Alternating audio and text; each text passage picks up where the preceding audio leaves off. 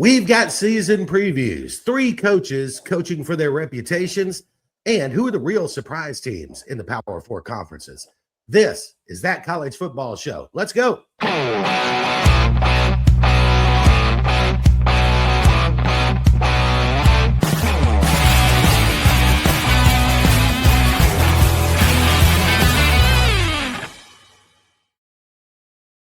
All right, everybody, welcome into That College Football Show. I am JJ. He is national champion linebacker Eltoro Freeman, formerly of the Auburn Tigers. Eltoro, how we doing, brother? Doing great, brother. Can't wait to get started. All right, show number 1. Here we go, right? Here we go, bro. Let's get this thing rolling. Let's talk some ball. Let's talk some ball, Jay. I want to get right into it because we need to kind of explain this. This is our Reputation on the Line segment, okay? Now, Reputation on the Line is your brand.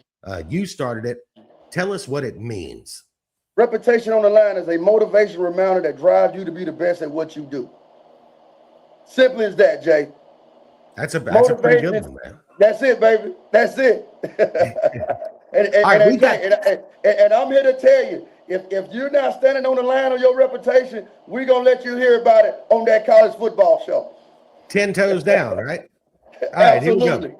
Yeah. Let's get into it because we've identified 3 coaches. Now, this is not a hot seat segment, right? This is not 3 guys that are about to get fired if they don't win a championship. But they're 3 guys who need a little reputation boost right now. 3 guys who need to do well this year for their reputation for different reasons. And we'll get into all of them right now. And Eltoro, I'm going to start you off with this guy right here, Alabama's Kalen Deboer. Now, Kalen Deboer, 3rd year coming up. This roster probably starting to look a little more like a Deboer roster and not a Saban roster, right? But he's gone 20-8. He's done pretty well. But, man, that Indiana game stung. So tell me about Kalen Deboer coaching for his reputation on the line. See, that's the thing, Jay. You know, when it comes to Alabama, you know, they have a certain standard of play. You know, so I hear you say that, this is, Deboer really is this the time that Deboer is bringing his guys in, but he really needs to be trying to bring back that culture of Alabama because I think that's what the issue is. You know, as you say, I think Deboer, he's 20-8 at Alabama, not a bad record, but at Alabama, it's about the standard of play. It's how you win and also it's how you lose. And, the way that Deboer has been losing games in the way that he has been winning games is not the Alabama standard. You know what I mean? And that's why there's still question marks about can he lead this Alabama football program back to the promised land, and that's winning the national championship. Because that is the standard, Jay. That is the standard at Alabama. Well, let's start with this, Eltoro, because, and you know this because we've talked about it. I'm a Kalen Deboer fan. I think the guy's an excellent football coach. That does not mean that he's the right coach for Alabama, but I think he's an excellent football coach. Now, there's 2 reasons for that. In the NIL era, the talent is spread out everywhere. You don't have Nick Saban stacking 3 and 4, 5 stars at every position anymore. Kirby Smart's not doing it anymore either. So there's 2 things you need to be a successful head coach in this era when the talent's spread out. You need to be good in big games. You need to be good in close games because you're going to play a lot of them. Absolutely. So Kalen Deboer is 20-6 in his career in big games against top 25 opponents. He's 30-9 in his career in 1-score games. So the guy wins big games, the guy wins close games. But here's the problem. You showed up against Florida State in the first game last year, and you let Florida State push you around for 4 quarters. You showed up against Indiana, and look, Indiana was the best team in the country. No shame in losing to Indiana. But you got beat to a pulp. Yeah, you quit in the second half. I think it's the bad losses, the weird losses, Vanderbilt 2 years ago, Oklahoma 2 years ago, and Florida State last year. Other than that, the guy's done pretty well. But, man, you cannot get beat up if you're the head coach at Alabama, and you cannot drop games against people that you're 20-point favorites over. Absolutely, Jay. And see, that's the issue right there, Jay. It's the lack of physicality. It's the lack of the running game. Those are the things that the Alabama football program and fans, they are used to seeing. We're not seeing that, Jay. We're seeing guys getting pushed around. Man, you got former players talking about the current Alabama players on Twitter. Just pointing out, and they point out players from the past, for an example, oh man, that wouldn't have been Rolando McClain right there, or that would have been Mount Cody, right? You know what I mean? So that is a problem. You know what I'm saying, Jay? And let me tell you something. All this NIL and all that stuff, all that is nice, that is great.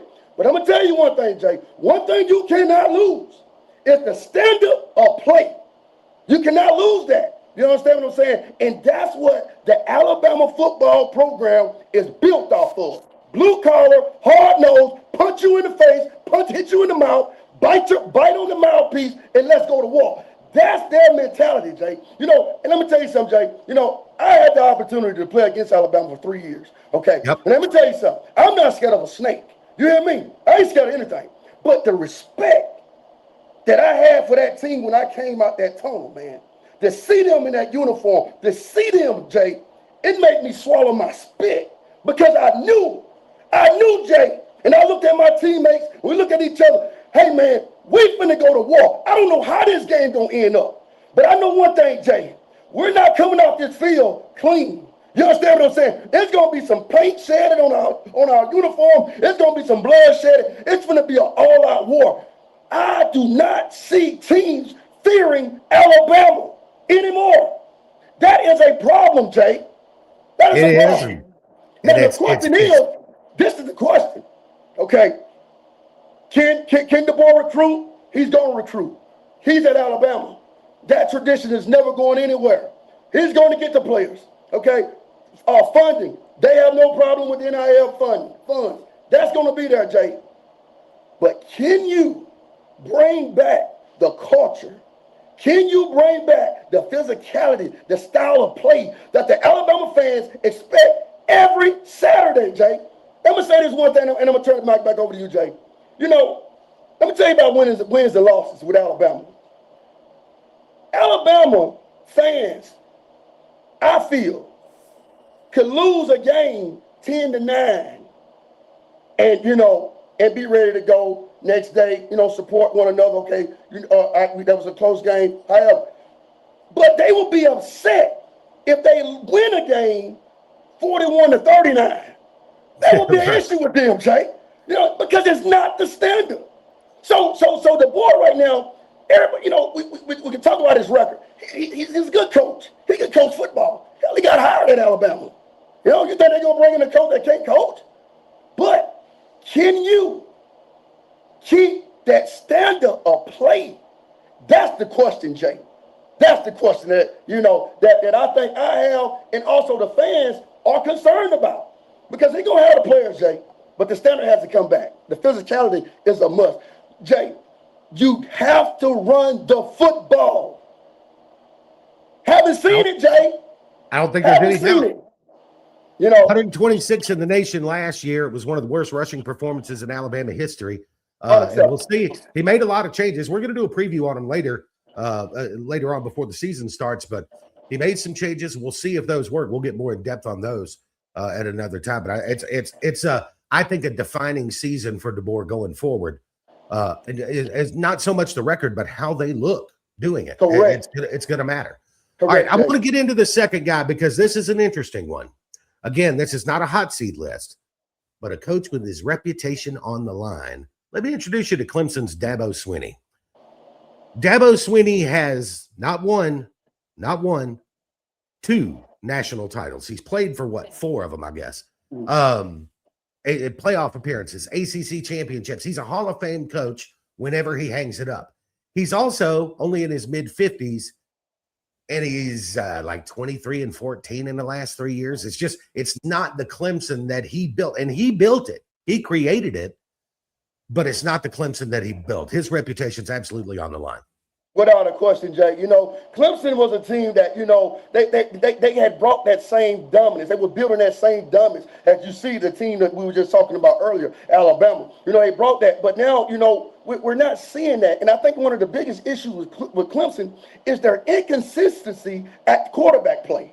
That is hurt Clemson. Their defense, they've always been solid, always been aggressive. The defense is good. But the inconsistent quarterback play, is a big issue for Dabo, and he has to fix that. And I'm going to tell you this, Jay. He has to embrace the transfer portal, and he has to maximize the NIL money to keep the kids to keep the players happy to be able to compete against the top guys, man. He has to do that. He has to do that. I love his idea about, going after high school kids and recruiting and building that chemistry. I love that. But Jay, in today's game, you have got to utilize the transfer portal to the max. And you have got to utilize the NIL funding to the max in order to compete with the Alabamas, the Texas, the Ohio States, and so on and so on, Jay. Yeah, I don't think Dabo has adjusted very well in the NIL and transfer portal era. And by the way, I want to, just in case he comes across this, let me apologize. He's 26-14 in the last 3 years, not 23-14. Last year, Dabo's team at Clemson started the season as a national championship contender, returning quarterback. They had 9 players drafted in this year's NFL draft, and they collapsed. I mean, 7-5? They just collapsed. So he brings in Chad Morris, his old offensive coordinator from the glory years. Chad Morris hasn't called plays since 2019, I believe. So it's a little bit risky, but you get Chad Morris back in the fold. I think that's Dabo's play to get his reputation back. I think that's vital. I think that was a vital hire. Reason being, Jay, because Chad has been a part of the Clemson program, and when he was a part of the Clemson program, they had a lot of success. And you know what? And like I told you earlier, one of the main issues with Clemson is the quarterback play, the inconsistent quarterback play. Now with Chad, he recruited Deshaun Watson. He coached Taj Boyd. You know what I mean? And he developed them guys, and they had a lot of success. So I feel, even though he hasn't called plays in 6 years, I feel it was a very important hire because he knows the culture. He knows how to win there. You know what I mean? And most importantly, I feel he knows how to recruit and also develop quarterbacks. And that's one of the main things that Clemson is missing. And so I think that if he can fill that void with their stout defense, you know what I mean? And I think it gives them a good chance, Jay. All right, I want to get to the third guy. This one to me is my number one reputation on the line guy, and I'll explain why, and then I'll turn you loose on him. Steve Sarkisian, head coach at Texas. The Longhorns head coach he's done. Look, Texas had been through the mud when he got there. He's made them relevant again. He's made them competitive at the top of college football again. He's won games. He's recruited at a very high level. But the reputation on Sark right now is, he really can't get over the hump. He can't beat the big boys. When he runs into Kirby, he just gets stomped into the mud. So they have what I think most people will say this year is the best roster top to bottom in college football. You've got Arch Manning, who went to the portal. You got Cam Coleman at wide receiver, Hollywood Smothers at running back, Relique Brown at running back. You paid $2.5 million to get Will Muschamp out of Georgia to bring him to Texas, which I think is much about coaching defense, and Muschamp's a great defensive coordinator.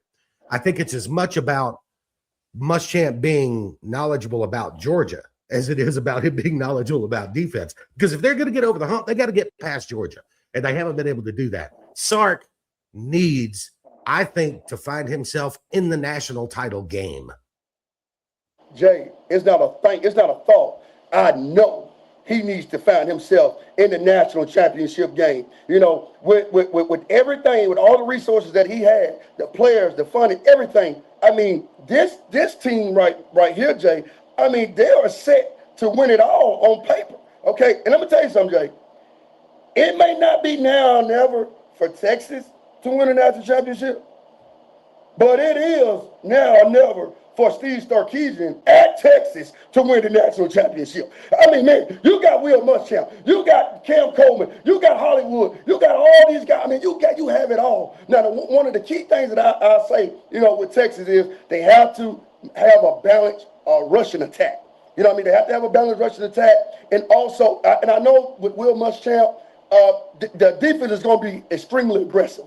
Going to be extremely aggressive. So they need to keep a balanced rushing attack, and also, they need to capitalize on special team. And I don't see how this team can be defeated or not in the championship game. It's just hard to see that, Jay. And if he can't get it done this year, Jay, with what he has in the pot, Jay, Texas went all in. They went all in. I mean, College front office estimates the roster value at about $48 million, highest in the country. If you're not going to do it now, Steve, when are you going to do it? That's the question that's going to come up.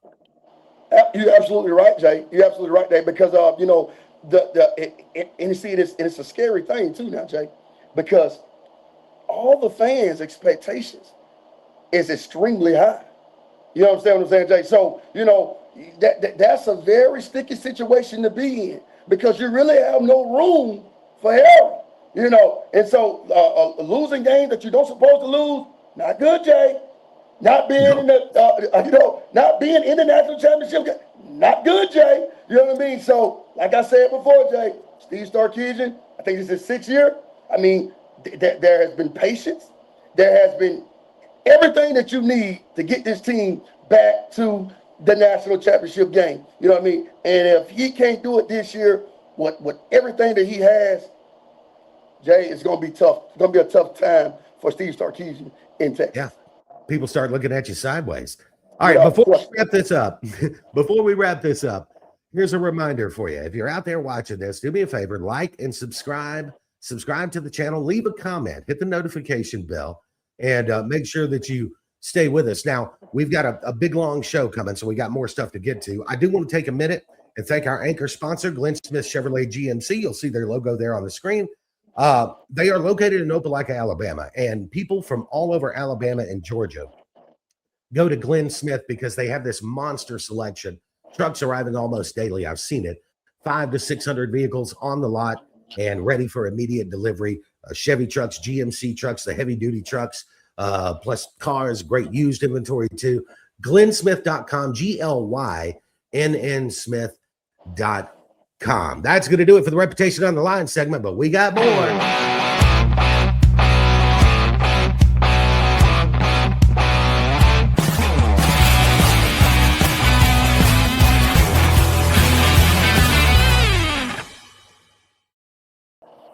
Welcome back to That College Football Show. I am JJ. He is former Auburn national champion linebacker Eltoro Freeman, and we are talking a little ball here on this first episode. And this segment, I really wanted to have this discussion. Before we do, we're coming to you from the Glenn Smith Chevrolet GMC studios. We appreciate their support. And if you don't mind, we'd appreciate your support too. Like and subscribe to the channel. Hit the notification bell so that you don't miss any of the content that we're going to be pushing out all season long. It's going to be a great football season. All right, that being said, Phil Steele's preseason magazine. El Toro, it's been one of my favorite ones, maybe my favorite preseason magazine. I like all of them. But Phil's very thorough, and he's very good at what he does. And he studies these things, he studies these rosters. Well, he had a list, his top 5 surprise teams for 2026. Now, before somebody mentions in the comments, yes, I know what his criteria is for a surprise team. For it to be a surprise team, they only have to be a team that he ranks outside of the preseason top 10. But his 5 were Alabama, BYU, Oklahoma, USC, and Utah. Now, while I understand the criteria of being ranked preseason outside the top 10 in his magazine, El Toro, would you be at all surprised if Bama, BYU, Oklahoma, USC, or Utah went on a run, jumped into the playoffs, and started winning a game or two? No, I wouldn't be surprised at all. Not what what Alabama brings to the table. No, absolutely not. They have the capability to do that. Now, I'm looking at Oklahoma. They may have the best defense in the country. Correct. I mean, we know what BYU, USC. Yeah. There's another guy. That's just on that Reputation on the line. But anyway, I thought it would be fun. Let's pick some real, like, if they made it to the playoffs and went on a little bit of a run like Miami last year, that you would go, wow, I didn't see that coming, right? And so we're going to go one from each Power 4 conference. I'll take 2 and you take 2. I'm going to let you start us with the Big 12, my friend. Big 12, Jay. I would have to say BYU. Okay. I would have to say BYU. Reason being, Jay, their style of play, their offense, they have a very strong, aggressive defense. Their offense is high tempo. I would have to say BYU. I like Kalani Sitake, the head coach, I like him a lot. I think he's fantastic. I was actually surprised that Michigan wasn't able to lure him away from BYU last year, but he's still there. So yeah, BYU would surprise me because you have Texas Tech in that conference, right? Correct. And Texas Tech spends ungodly amounts of money on their roster and their program. So if BYU played them twice last year, got whipped both times. So, all right, I'm going to give you one from the ACC. Are you ready for this? Let me hear it, Jay. The North Carolina State Wolfpack. Whoa, wow. And that would be one. I think it would be a surprise. But here's my reasoning. I like Dave Doran, the head coach. This will be his, I think, 14th year. In 4 of the last 9 years, he's won 9 games. So he's really kind of 1 win away from breaking through that thing. I also absolutely love the quarterback at NC State, CJ Bailey. He didn't leave. Raleek Brown left and went to Texas, right? Noah Rogers, the wide receiver, left, went to Alabama. But CJ Bailey stayed, and he's 6'6". He's about 215. He's a dual threat guy. He can get it done. And I think Doran's going to have a good defense. He usually has pretty reliable defense. I think NC State for me, and I think that would surprise people, but NC State for me could get to 10 wins and be a surprise. I like that, Jay. I like that. All right. Well, who you got for, I guess who you got for the SEC, man? SEC surprise team.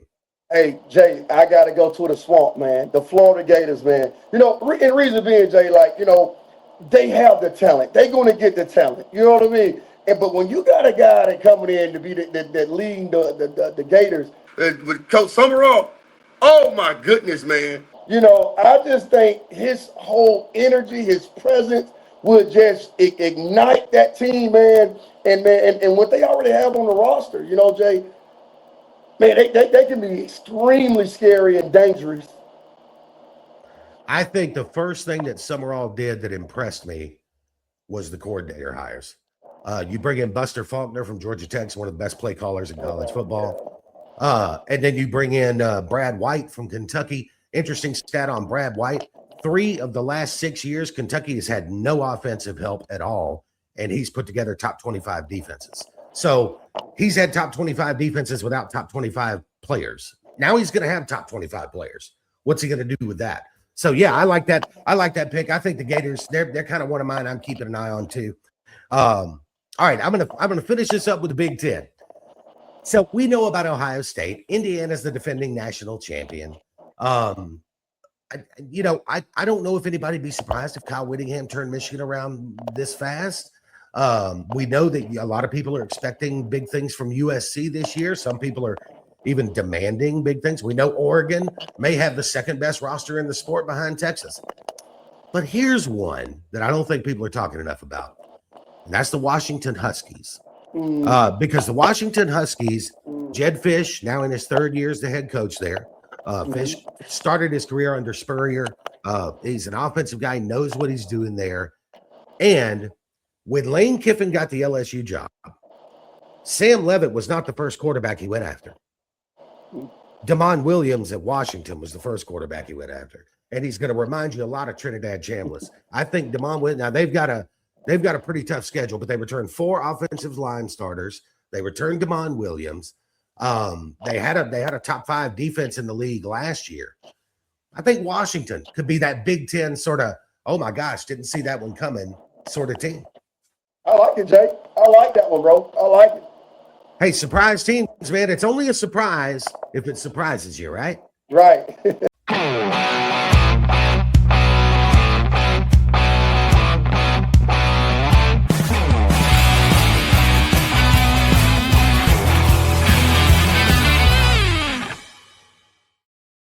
want to turn the table to season previews real quick.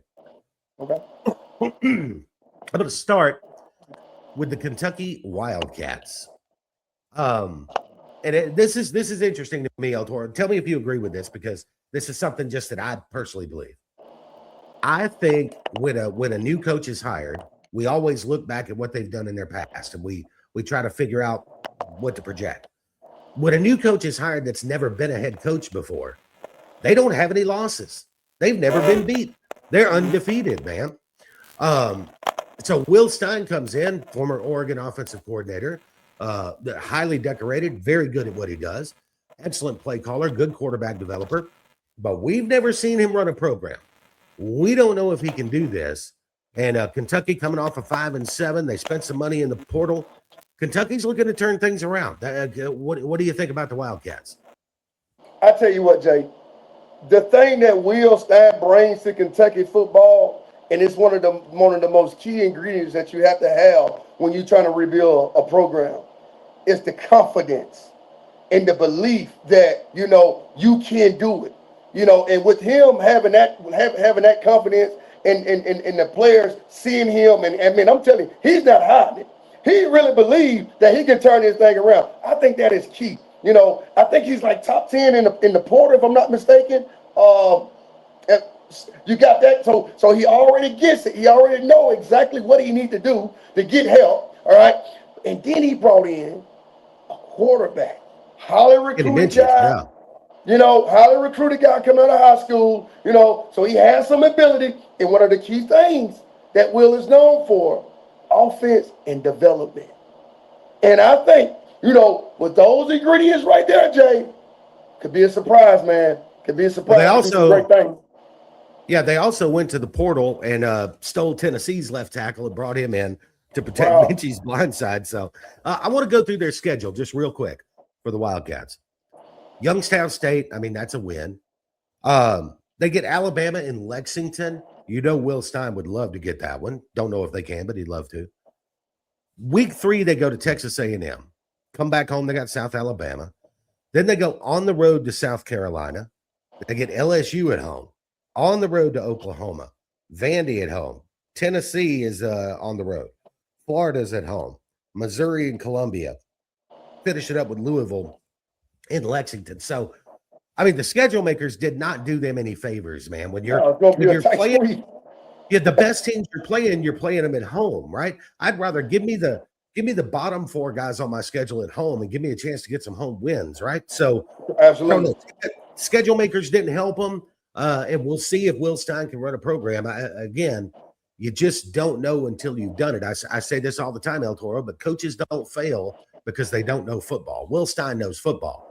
Coaches fail because they can't run big organizations, and we're going to have to wait and find that out, man. Absolutely, right, absolutely. But I say this, Jay. I say this about him, though, Jay. If he's able to get the guys to play like he's, like the confidence and the belief that he's projecting, if he is able to get the style of play to change, I think Kentucky would give him time to continue to build that program and soon be a competitor trying to win a national championship. That week 2 game, the playoffs. Yeah, that week 2 game with Alabama and Lexington, that place is going to be fired up. I know they'd love to put a scare in Alabama in week 2. That would be something else. All right, El Toro, are you ready for this? Man, I'm ready for whatever. your Auburn Tigers. There you go. Let's go, Jay. What you got for me, man? Let's talk, baby. Right. Let's talk. Let's get into the Auburn Tigers because I'm fascinated with Auburn this year. We talked earlier in the surprise team segment about Summerall at Florida. Summerall was rumored to be pretty close to taking the Auburn job at one point. That fell apart. We could do a whole segment about Auburn coaching searches, but we're not going to worry about that right now. Alex Golesh comes in from South Florida. Now, I think when Summerall got to Florida, he said, I'm bringing my punter and my kicker, but I need SEC guys. Alex Golesh took a different route. He did the Signetti thing, right? I'm bringing 13, 14 guys from South Florida who fit my system, have played in my system, who know my system, including a quarterback who threw for 3,000 yards, ran for 1,000 last year in Byron Brown. Alex Golesh coming into Auburn. It pains me to say this, man. Your Auburn Tigers, El Toro, have not had a winning season since 2019. That is true. And that's hurtful, Jay. And, and that's why things had to be changed at the head. And I think with the change, I think that with Coach G being our head coach, I think he brings back what we were missing. He's bringing back the energy. He's bringing back the excitement. And he also bringing back the ability to relate to the players and get the players to play for him. And I like exactly what he did by bringing guys that he already know that he's been in battle with, and has won games with. He brought them along with him. And now, and one of the key things I think he done, because I think this guy is just a player coach, and to see the change in the style of play when this guy took over as the head coach. Coach DJ, the defensive coordinator. My goodness, that was a key keeper right there, Jay. That was a key keeper right there. You know what? And you know what? That shows a lot about Coach G, Coach Gullish. It shows a lot about him because to me what it shows, don't take away one of the key things that turned Auburn football program around and got the kids to battle different, to fight different, to work different, to grind different. No matter the scoreboard, it looked different, Jay. It looked different. And when things look different, it gives the program hope. And I'm glad that he kept hope on the sidelines and in the building. And Jay, I am ready for this season for the Auburn Tigers, man. I'm ready, man. So DJ Durkin, you mentioned he comes back. We know defensively Auburn's got Xavier Atkins. He's a straight dog. Xavier Atkins is going to be one of the best linebackers in the country. I have a few concerns. I think the interior of the offensive line's pretty good. I think the tackles are a question mark. I got some questions at wide receiver. Our top 3 guys are gone from last year.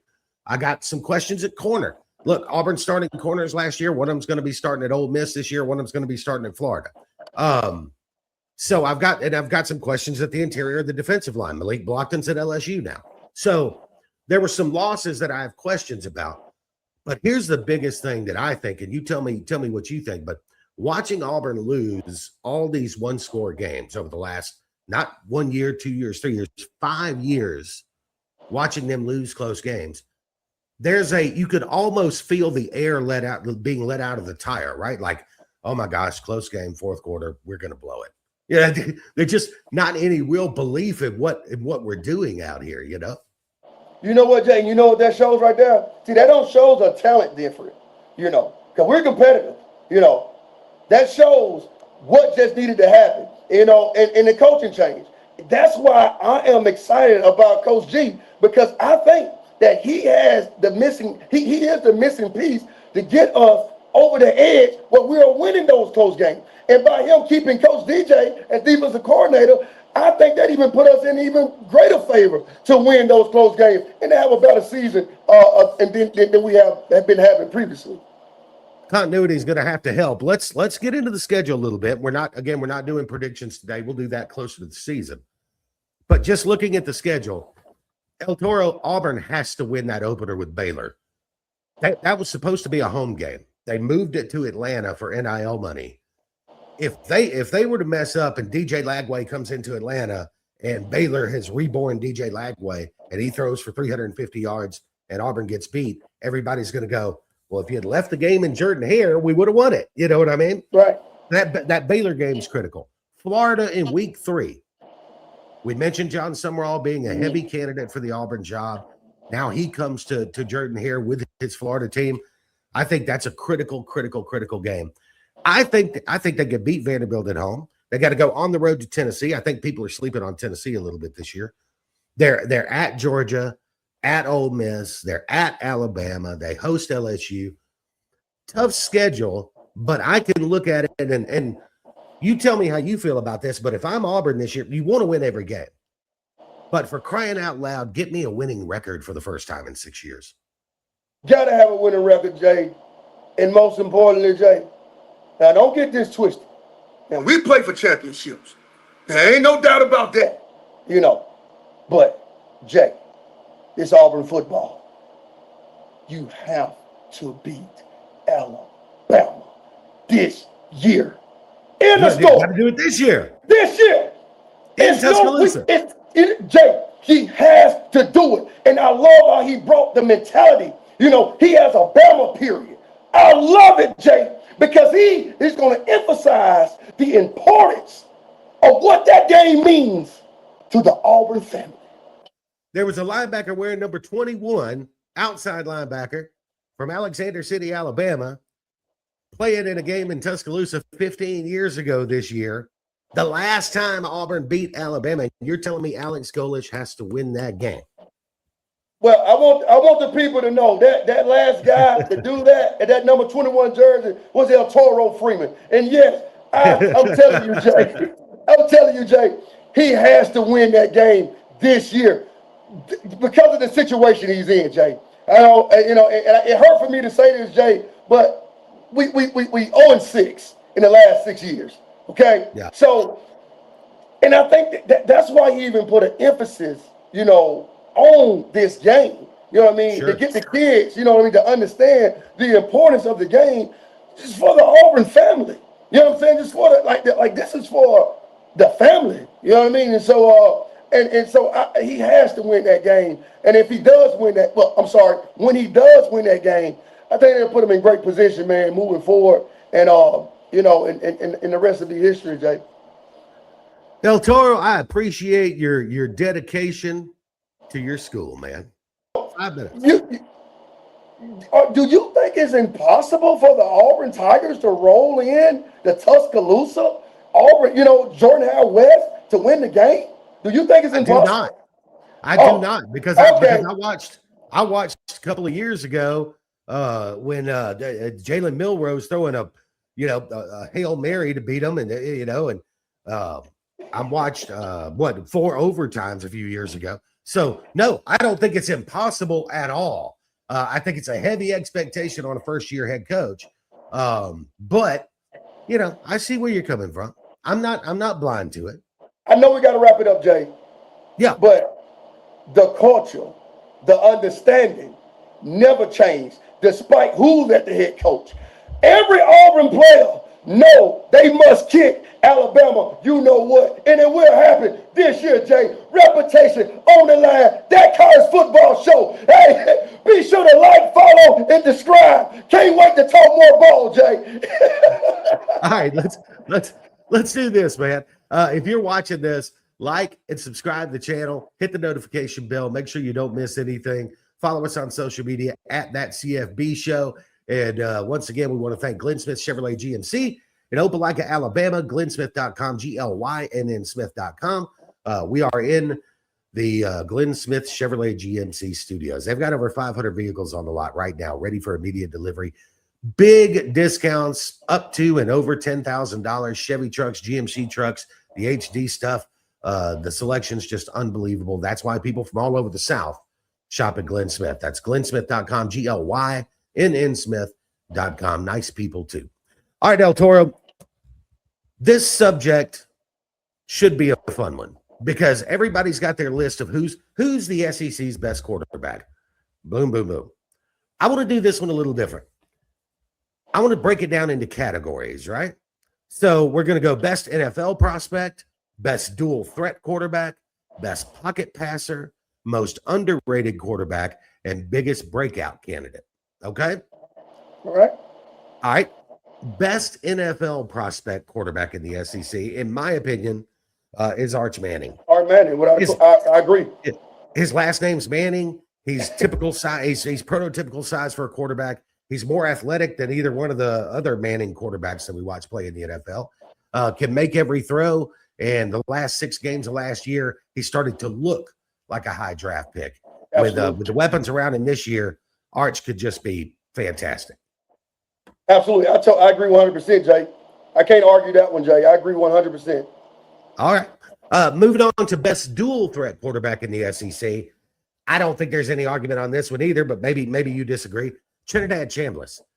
This guy was a magician last year. They don't get to the semifinals of the college football playoff without him pulling stuff out of his ass left and right. I mean, that guy can make things happen.